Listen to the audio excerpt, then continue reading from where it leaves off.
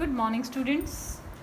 It is 27th May, Wednesday, and I hope all of you are fit and healthy and staying at home. Okay, dear students, as you know, all of you know that we have started our chapter number 25, Democracy, Elements and Functionings. In that chapter, we have finished our topics like UAF, that is Universal Adult Franchise, and election, and sound public opinion also. So today we are going to cover these topics: general elections, by-elections and midterm elections. General election, first we will talk about this topic, general elections. General election is a term used when elections take place all over the country or in a state to constitute a new legislature. Lok Sabha and Vidhan Sabha elections take place every 5 years. This is the common tenure of each and every Vidhan Sabha and Lok Sabha elections, that after every 5 years there are elections for Lok Sabha and Vidhan Sabha. So after 5 years these general elections take place in our country. Now comes by-elections. By-elections held for one constituency. It is not for the whole country, it is held for one constituency to fill the vacant seat, and which vacant seat is caused by death of the member or resignation of the member. In most cases, these elections occur after the candidate dies or resigns. But they also occur when the candidate become ineligible to continue due to some criminal convictions and minimum attendance. This can be another reason for by-elections. And a very less common reason of by-election is that by-election take place due to voting irregularities. Sometime during general elections, some people complained about voting irregularities during elections. So if the election commission found that complaint reliable, then by-elections held in that constituencies. This is all about by-elections. Now third type of elections are mid-term elections. As we know that the tenure of every government is in Lok Sabha and Vidhan Sabha is 5 years. So mid-term elections are held in the mid of that tenure. When Lok Sabha dissolved by the president, any reason could be there. Before the completion of its tenure, means a party formed government and its tenure is of 5 years, but the president found something wrong and found the government is not able to keep law and order in the proper situation in the constituency or in the state or in the country. Then the president has power to dissolve the government before it completes its tenure. So it is a type of election when people can elect their representative in the term of the executives. This is mid-term elections. So these three type of elections we have covered now. Now come election campaign. What is election campaign? Election campaign is a political campaign in which an organized effort which seeks to influence the decision-making progress of common people. In this election campaign, candidates across the country campaign across the country to explain their views and their plans to the voters. Okay. Now next term is election manifesto. Election manifesto is a document, you can see. It is published declaration of the intentions, motives, views of the political party. So many political parties contest with each other during elections, and they have their own views, own intentions, own motives to influence the voters. So a manifesto play a crucial role in vision of parties, these political parties. It includes policies of these parties and identity building and party image projection. These are the core functions of this manifestos. So now let us proceed to the next topic, that is procedure of election. As we come to know that in a democracy, election is must. Free and fair election is must to run a democracy properly. So there are 8 basic steps which ensure the free and fair election in any country. First step is formation of constituencies. The election commission, this is the duty of election commission to form different constituencies in which election will be held. This is the work of election commission. First of all, they form the constituencies. Next is filling of nomination. Now constituencies are formed. After that, this process of filing of nomination started.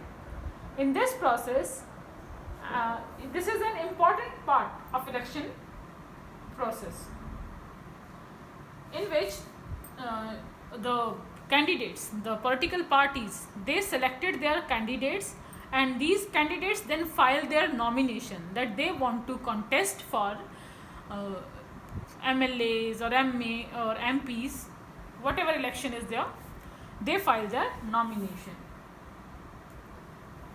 And this is important to be chosen as a member of Rajya Sabha or Lok Sabha, or you can say a legislative council. For filing nomination in Rajya Sabha or legislative council of a state, a person must not less than 30 years of age. This is a condition. Now next comes scrutiny of nominations. Once the candidates file their nominations, then the officers, the returning officer, he scrutinized the nomination papers very carefully. He is officially stopped from contesting if he found someone dissatisfied. Means some candidate, he filed his nomination, and during scrutiny the returning officer found something doubtful, or he is not satisfied with the information given by the candidate in his nomination, then the returning officer can officially stop him from contesting. The candidate can withdraw also. The candidate had the power that they can withdraw their nomination before election, even they have found correct. So next is election campaign. We have read about earlier also. I have told you what is election campaign. The parties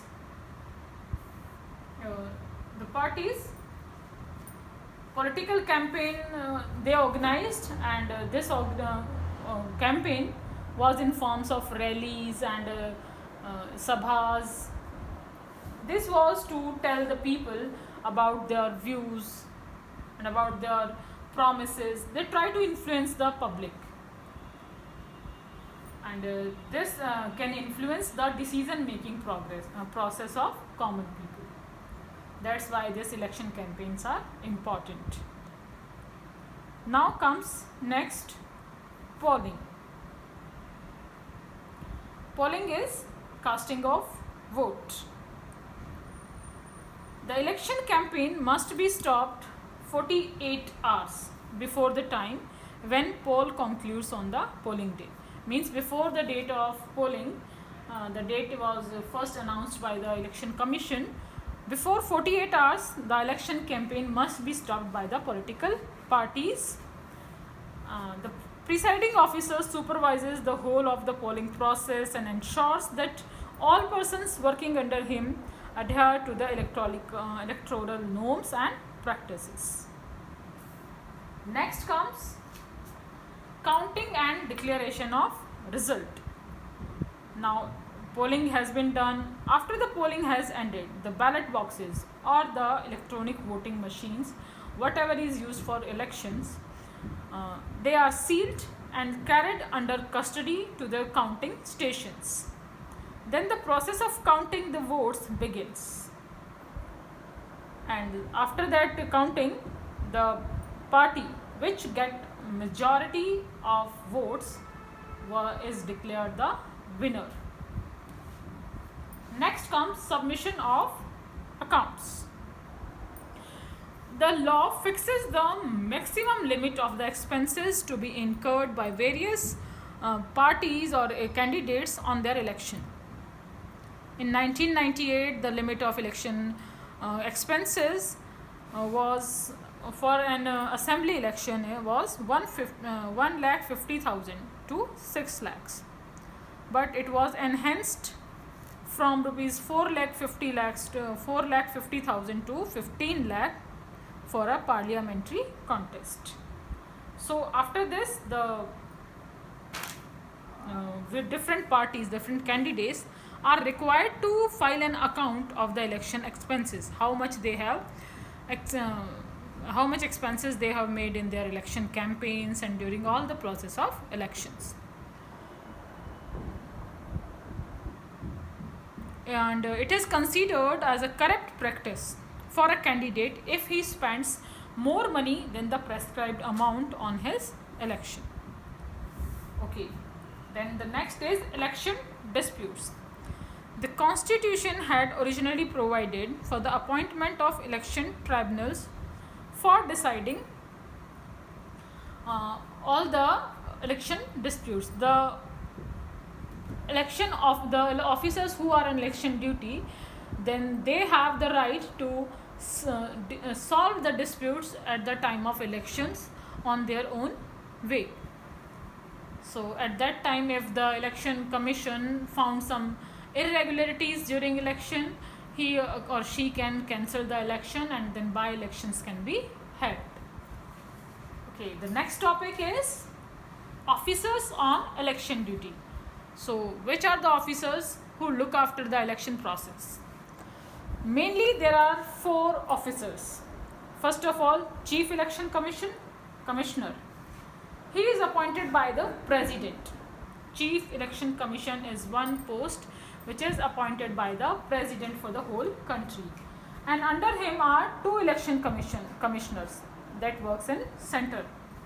And under him, among these 2 election commission, various state election commissioners are also there, who are responsible for elections in their own states. Now, third are